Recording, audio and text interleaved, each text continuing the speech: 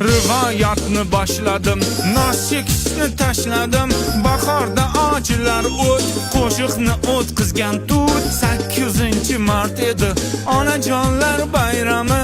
Bu bayramda men ahmoq onamni o'ylamaman, chechamni o'ylamaman, ochamni o'ylamaman, enamni o'ylamaman, abchamni o'ylamaman.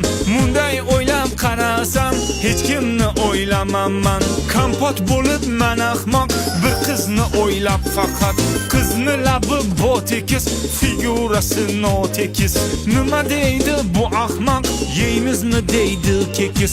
Menga kekis kerakmas, menga kekis kerakmas, menga kekis kerakmas. Buni tushundik.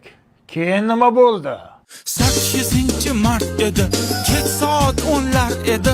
Bolar bilan toqqa chiqib dam olib kelaman dedi. Men o'ylaban bollarni kichkina bolacha deb, keyin bilsam u bollar ho'kizday bollar ekan, zdarovi bollar ekan, bagati bollar ekan. Onamga dardim aytdim, orqalarim qichirdi, neudobna bo'lardi gapirayotgan paytim.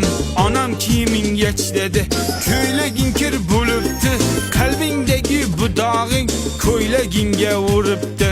Nima qilsam bo'ladi, bu dog' qanday ketadi?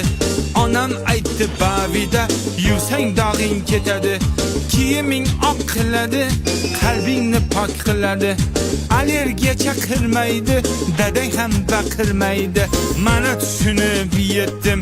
8-mart kuni onajonlar bayrami, boshqasini bilmadim, faqat onalar bayrami.